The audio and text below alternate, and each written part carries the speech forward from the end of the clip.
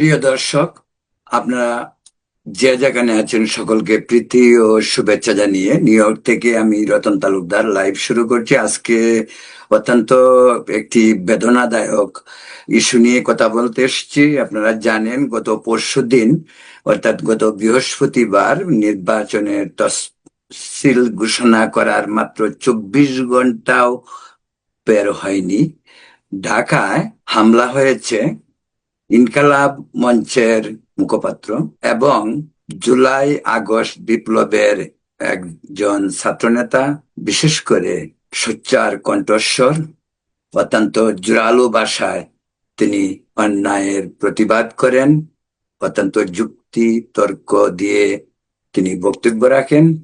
সেই শরীফ ওসমান হাদিকে গতকাল শুক্রবার বাংলাদেশ সময় 2:25 তিনি জুম্মার নামাজ আদায় করার পর ঢাকায় তার নিজস্ব নির্বাচনী এলাকায় তৃতীয় ভাবে তার উপর হামলা করা হয় এবং তাকে গুলি করা হয়।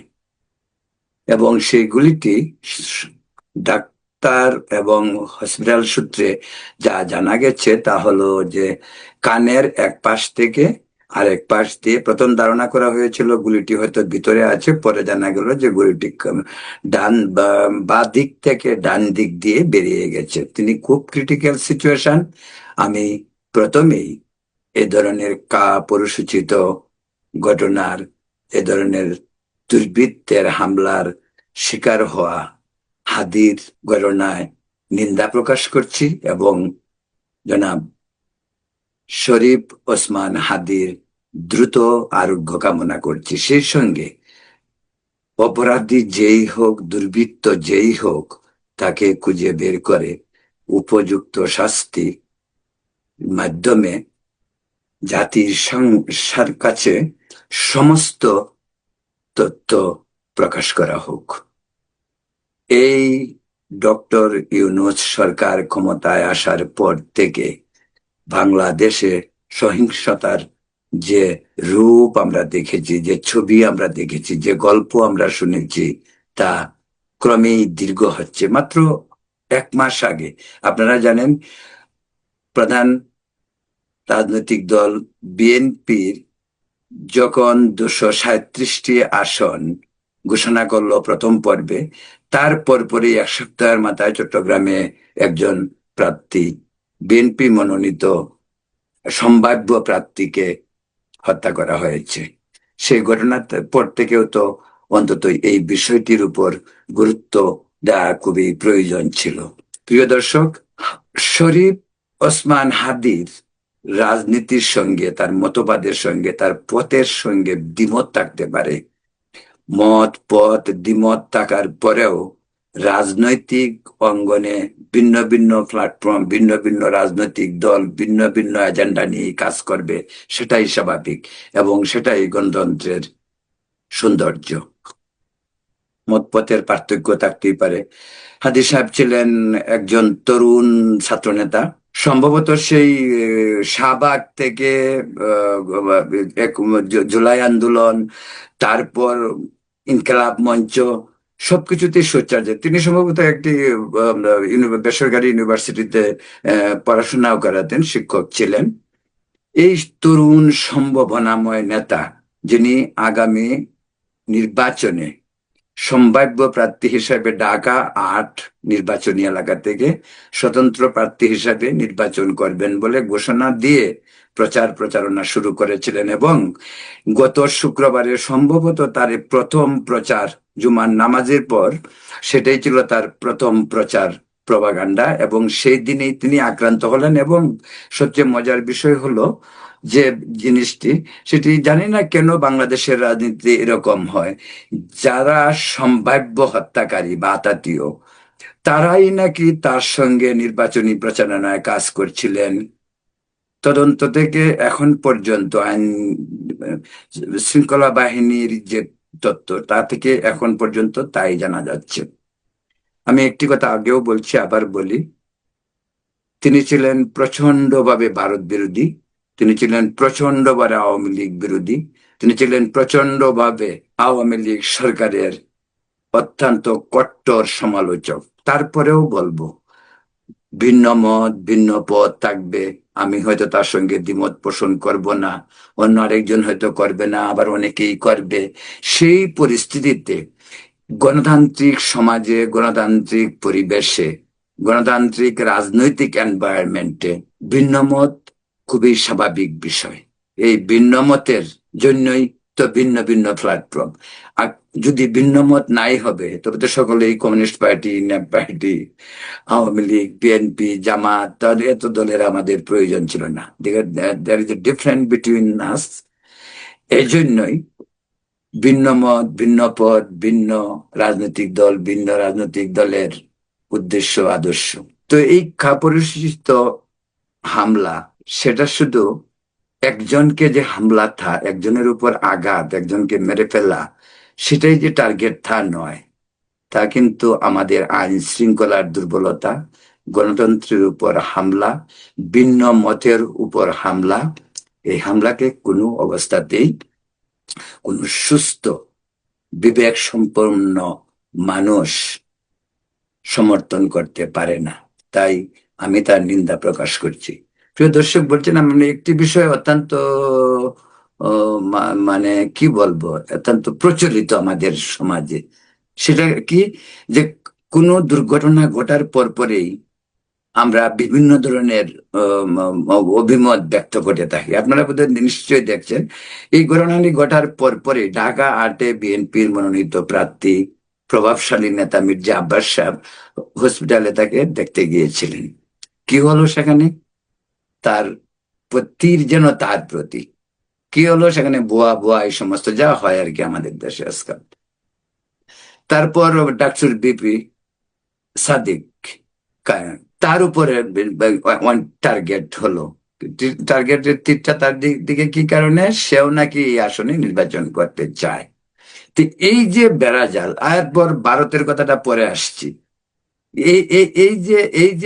এই যে সিচুয়েশন, এটা কিন্তু সমস্ত বেলাই হয়। আমরা একটা গেস করে ফেলি, আমরা একটা অনুমান করে ফেলি যে এটা এরকম হইতে পারে, ওইটা ওইরকম হইতে। ব্যাপক আলোচনা আজকাল সোশ্যাল মিডিয়ার যুগে এগুলি আরো তিল থেকে তাল, গুজব, মানে রটনা, এসব চলতেই থাকে এবং এখনো চলছে, কন্টিনিউ চলছে। অবশেষে যেটা সিসি ক্যামেরায় যা দেখা গেল, সেই বাস্তবতা অন্য অন্য বিষয়। এবং ওরা কারা? ওরা যখন তারা দেখা গেল, তারা কেউ কেউ ওদেরকে শিবির বলছে, কেউ বলছে ছাত্রদল, আবার কেউ বলছে ছাত্রলীগ। তো বলা মুশকিল, ধরার পরেই হয়তো আরো পরিষ্কার হবে, তদন্ত রিপোর্টে হয়তো আরো পরিষ্কার রিপোর্ট আমরা জানতে পারবো। তবে আমি মনে করি যত দ্রুত সম্ভব আমাদের আইন শৃঙ্খলা বাহিনী তাদেরকে ধরবে, তারা যেন কোনো অবস্থাতেই পালিয়ে যেতে না পারে। কারণ তাদের ধরার মাধ্যমেই কিন্তু এই রহস্যের উন্মোচন হবে। তো এই কারণেই তাদেরকে ধরা একান্ত প্রয়োজন। যেহেতু তারা লুকিয়ে আছে, নিশ্চয়ই তারা বাংলাদেশে আছে বা তারা প্রতিবেশী দেশে পালিয়েও যেতে পারে সীমান্ত অতিক্রম করে। সেজন্য তাদের উপর কড়া নজর রাখা প্রয়োজন আইন শৃঙ্খলা বাহিনীর। তখন বলছি যে এই যে আমরা গেস করে বলি মির্জা আব্বাস, এই যে সায়েদে কায়েম, মানে এই সমস্ত চলতে থাকবে। কারো মুখে তো আর ট্যাব লাগানো যাবে না যে কেউ, মানে কেউ কিছু বলতে পারবে, বলতেই পারে। কিন্তু আরেকটা জিনিস খুব লক্ষণীয়, যে ভারতের ব্লেম, ভারত র ভারত র এইগুলি আজকাল বাংলাদেশে একেবারেই খুব মানে পানিবাদ। পানিবাদ বলছেন তো, বললেন না আমাদের দেশে যে এগুলি সব পানিবাদের মতো। কোনো কিছু হলো, ভূমিকম্প হলো, ভারত বন্যার পানি আসে, মেক সেন্স। আচ্ছা ঠিক আছে, ওখানে অনেক বৃষ্টি হয়েছে, পানি আসতেছে, বাঁধ ভেঙে ছেড়ে দিয়েছে, বাংলাদেশ প্লাবিত হয়েছে, সেটাও মেনে নেওয়া যায়। কিছুদিন আগে ভূমিকম্প হয়ে গেল, সেটাও একেবারে ভারতের দোষ। এরকম অভিযোগ, এরকম বিষয়ে আমরা কিন্তু দেখতে। পাবলিক ওপিনিয়ন আজকাল যে জিনিসটা হলো কি, যে পাবলিক ওপিনিয়নের জন্য পাবলিকের সাক্ষাৎকার নিতে হয় না আজকাল। সাংবাদিকতায়, সংবাদপত্রের কিন্তু এই বিষয়টা খুব মানে লক্ষণীয়, যে এই কাজটা কিন্তু কমে গেছে আজকাল এই সোশ্যাল মিডিয়া হওয়ার কারণে। আজকাল কিন্তু পাবলিক তার ওপিনিয়ন তার নিজেই সোশ্যাল মিডিয়ায় এসে দিতে পারে। সেটা যে পথেরই হোক। এবং তার উপর আক্রমণ হয়েছে, অনেকে খুশি। সোশ্যাল মিডিয়ায় দেখলাম যে অনেকেই খুশি। তার ভিন্ন পথের যারা আওয়ামী লীগের, নিশ্চয়ই আওয়ামী লীগ, যুবলীগ, ছাত্রলীগ, তাদের নিয়ে সে মানে হাদি যে সমস্ত কথাবার্তা বলতো, তারা আনন্দিত হওয়ার কথা। যদিও একজনের উপর হামলাটাকে কোনো অবস্থাতেই মেনে না যাবে, সে যদি নিজের শত্রু হয়। জীবন, মরণ, এগুলি সবকিছু নির্ভর করে সৃষ্টিকর্তার উপর। যার যেদিন চলে যেতে হবে সে চলে যাবে, নো ম্যাটার হোয়াট। কেউ বাধা হয়ে, কেউ ওয়াল হয়ে দাঁড়াতে পারবে না, তাকে যেতেই হবে। এটাই প্রাকৃতিক নিয়ম, ধর্মীয় নিয়ম, এবং চিরাচরিতভাবে যুগ যুগ ধরে আবহমান কাল থেকে সেই প্রক্রিয়ায় চলে আসছে। একজন যাবে আর একজন আসবে। এই হলো বিশ্ব ব্রহ্মাণ্ডে মানুষের আসা যাওয়ার ন্যাচারাল প্রক্রিয়া বলতে পারেন। প্রিয় দর্শক, বলছিলাম হাদিকে নিয়ে। হাদি, আমি তার অনেক মতবাদ, অনেক কথা সঙ্গে একমত নই। আবার তার বিভিন্ন যুক্তিতর্ক নিয়ে কথার সঙ্গে আমি একমত পোষণ করি।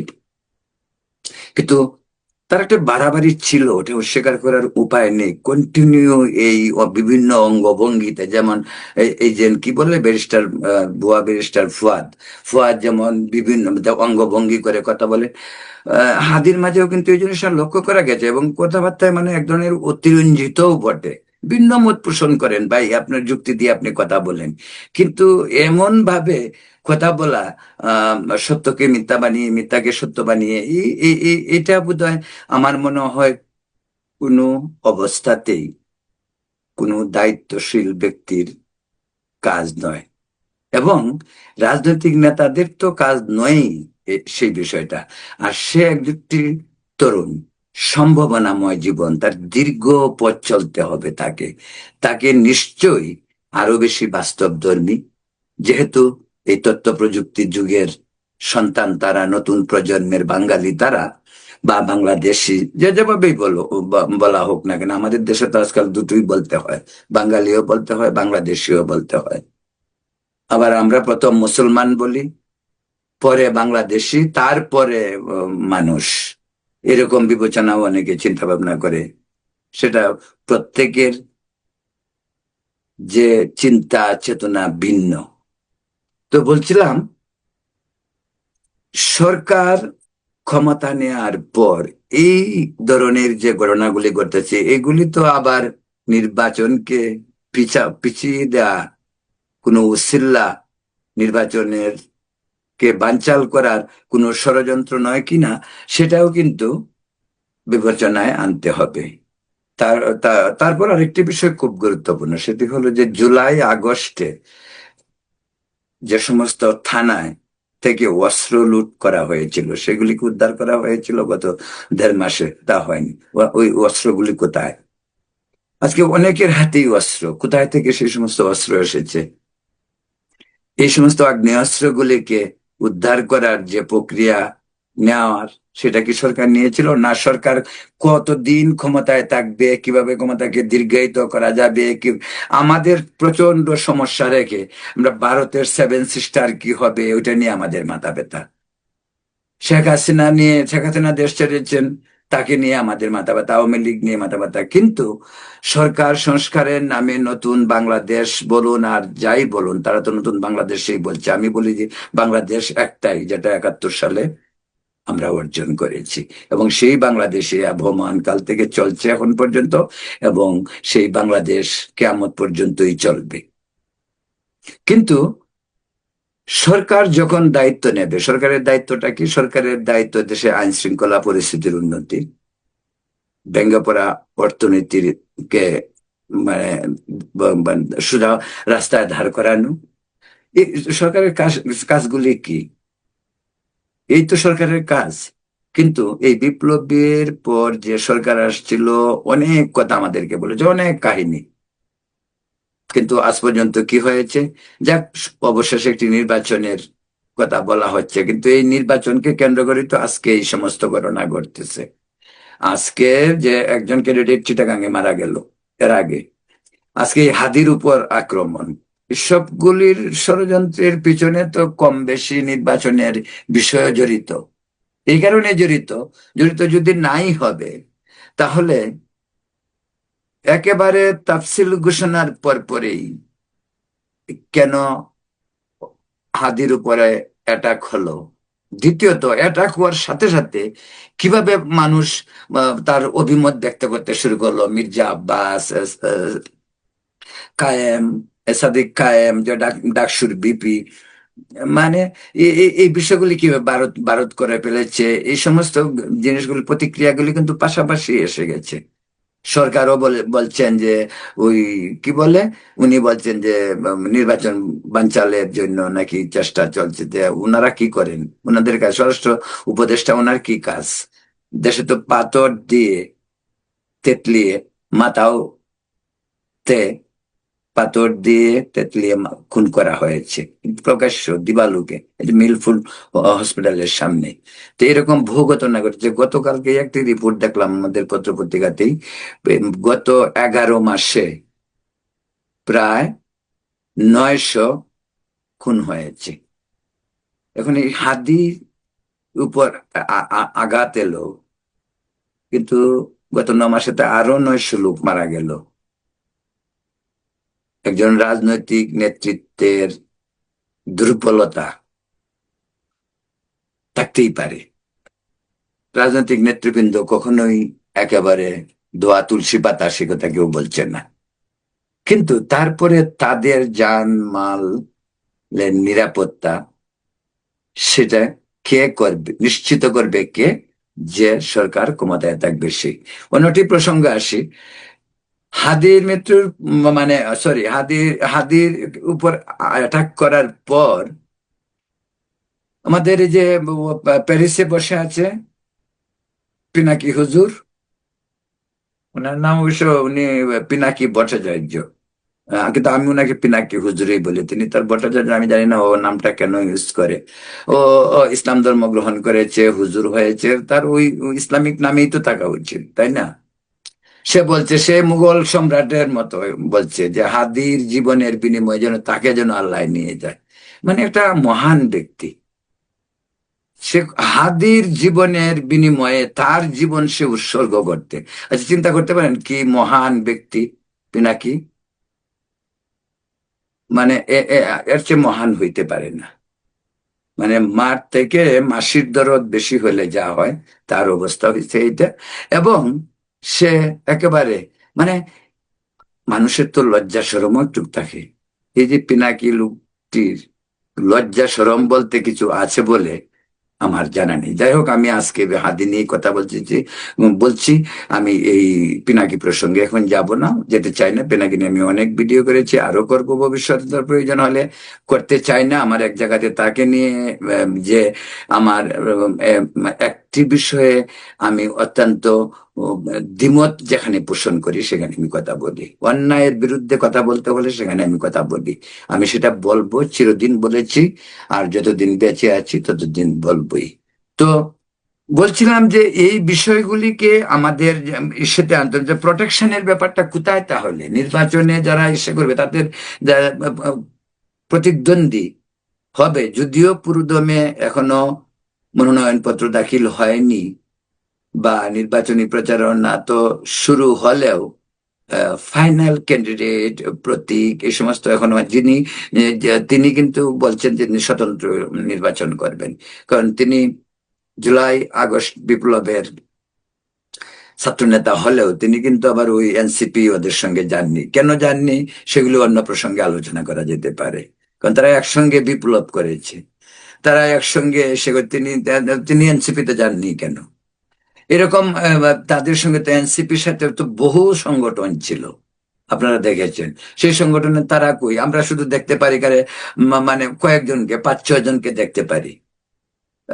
6 জন, তার মধ্যে 3 জন সরকারে যোগদান করেছিল, একজন 3 জনই পদত্যাগ করেছে। একজন প্রথম করেছে, যেহেতু এনসিপি করবেন, নাহিদের কথা বলছি, তিনি আগে করেছেন। সম্প্রতি 2 দিন আগে আহ, ইয়ে ইসের আগে আর কি, ইসে কি বলে, তাফসীর ঘোষণার আগে আসিফ এবং মাহফুজ, তারা দুজন উপদেষ্টা পদত্যাগ করেছেন, যেহেতু তারা বিভিন্ন জায়গা থেকে নির্বাচনে অংশগ্রহণ করবেন বলে জানিয়েছেন। এবং তারাও কিন্তু এনসিপি তে নাই, ওই দুইজন। তো এনসিপি, তাহলে এনসিপি তে কি, ওখানে কি গন্ডগোল, ভিতরে গন্ডগোল আছে কিনা? কারণ এই হাদির তো এনসিপি থেকেই থাকার কথা ছিল। সে যদি নির্বাচন একটি পূর্ণাঙ্গ রাজনৈতিক দল হিসেবে তারা আত্মপ্রকাশ করেছে, তো সেখানে জুলাই এবং আগস্টের বিপ্লবের যে তথাকথিত নেতা, তারা তো অনেকেই তো চলেও গেছে, এনসিপি থেকেও চলে গেছে, পদত্যাগ করেছে। তো সেটা না, তো যাই হোক, তিনি তিনি স্বতন্ত্র থেকে নির্বাচনে প্রতিদ্বন্দ্বিতা করবেন সেটা বলেছেন, সেই হিসাবে তিনি কাজ করতেছিলেন।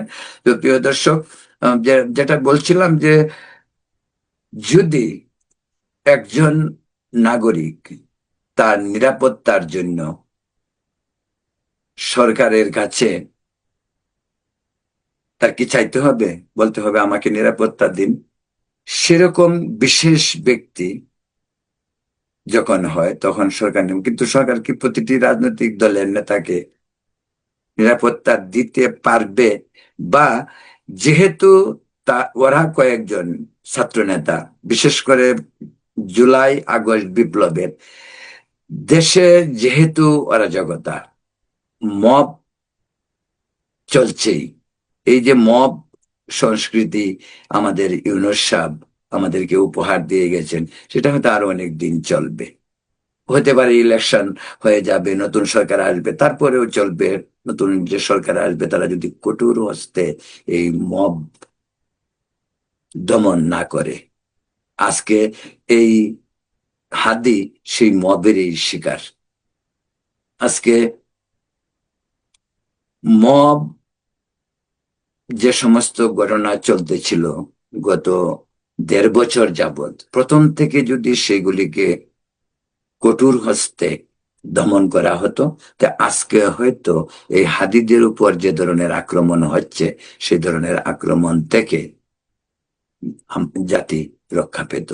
প্রিয় দর্শক, বলছিলাম আমি আবারও শরীফ ওসমান হাদি দ্রুত সুস্থতা কামনা করছি।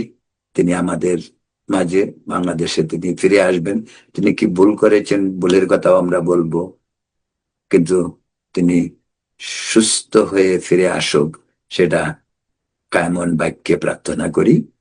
এবং ভুল ত্রুটির বিশ্লেষণ সময় অনেক হবে। তিনি যদি নির্বাচন করেন, জনগণ ডিসিশন নিবে, জনগণ তার রায় দেবে। তিনি নির্বাচনে প্রতিদ্বন্দ্বিতা যেহেতু করছেন, জনগণের রায় পেলেই তো তিনি সংসদ সদস্য হবেন, জোর করে তো হবে না। তাই পছন্দ অপছন্দের বিষয়টি জনগণের। একজন মানুষকে মানুষ হিসাবে বিবেচনা করা বা একজন মানুষের নৈতিকতার মাপকাঠি হয় কিন্তু অন্য মানুষের বিচার বিবেচনা দিয়ে, এবং সেটার অন্যতম রাস্তা হলো নির্বাচন। এবং সেই নির্বাচনে মানুষ তার রাইট প্রয়োগ করবে। সেটা হাদি, তিনি যদি নির্বাচন করেন, ওনার অবস্থা তো এখন মুমূর্ষু, তো তিনি ভালো হয়ে আসলে নিশ্চয়ই নির্বাচন করবেন। উনি নির্বাচন করলে পাবলিক হয়তো ওনাকে ভোট দিবে। ওনাকে পছন্দ যারা করে না, তারা উনি বিএনপির ক্যান্ডিডেট আছে, নিশ্চয়ই জামাতের ক্যান্ডিডেট থাকবে, এই ইস্যু। তবে আমি একটি কথা বলবো, সোশ্যাল মিডিয়া যারা গুজব ছড়ান দেশে বিদেশে বসে, দয়া করে আপনারা এই সমস্ত বন্ধ করুন। রাজনীতিকে রাজনীতির প্রক্রিয়ায় চলতে দিন। আওয়ামী লীগের ভবিষ্যৎ কি হবে আওয়ামী লীগ দেখবে, সরকারের ভবিষ্যৎ কি হবে নির্বাচন দিয়ে নির্বাচিত প্রতিনিধিদের কাছে ক্ষমতা হস্তান্তর করে সরকার চলে যাবে। না গেলে হয়তো অন্য প্রক্রিয়া তারা অবলম্বন করবে, সেটা পরবর্তী সময়। কিন্তু বিদেশ বসে যারা গুজব ছড়ান, মানুষের চরিত্র হনন করেন, অনুমানমূলক বিভিন্ন কথা বলেন, অনবরত ভারত বিরোধিতা, ফ্যাসিস্ট শেখ হাসিনা, কি আওয়ামী লীগ, আওয়ামী লীগ তো ভাই নাই, আওয়ামী লীগ তো দূরে, আওয়ামী লীগকে তো আপনারা নির্বাচন করতে দিচ্ছেন না। তাই আওয়ামী লীগ নিয়ে কথা বলার দরকার কি? এখন একটি নির্বাচনের ঘোষণা এসেছে, নির্বাচনটি করতে দিন, তারপরে দেখা যাবে কত দানে কত চাল, রাজনীতির গতি কোন দিকে যায়। তারেক রহমান 25শে ডিসেম্বর আসবেন, উনি অনেক দিন যাবতে আসবে আসবে আসবে শুনছি। সত্যি সত্যি যদি 25শে আগস্ট উনি আসে, দেশের রাজনীতির মোড় হয়তো অন্যদিকে ঘুরবে। আমি বলছি নির্বাচনের হাওয়া হয়তো আরো বেগবান হবে, বিএনপির জন্য সেটা হয়তো খুবই লাভবান হবে, সেটা হতে পারে। তো এইসব বিষয় বিবেচনায় আনাতে, এখন দেশে একটি পরিবার কত অসহায় হয়ে পড়েছে। তার 10 মাসের হাদের হাদির শুনেছি, সে বোধহয় আমার মনে হয় 1-1.5 বছর হলো বিয়ে করেছে, 10 মাসের শিশু, তার সন্তান রয়েছে। তো আমরা সকলে তার জন্য প্রার্থনা করব, এবং সে দ্রুত সুস্থ হয়ে উঠুক, সেটাই প্রার্থনা করি। তার পরিবারের প্রতি আমি গভীর সমবেদনা জানাচ্ছি। প্রিয় দর্শক, এখন এ পর্যন্তই। পরবর্তীতে আরো অন্য কোনো ইস্যু নিয়ে আপনাদের সামনে আসব। সেই পর্যন্ত ভালো থাকুন, সুস্থ থাকুন, শান্তিতে থাকুন।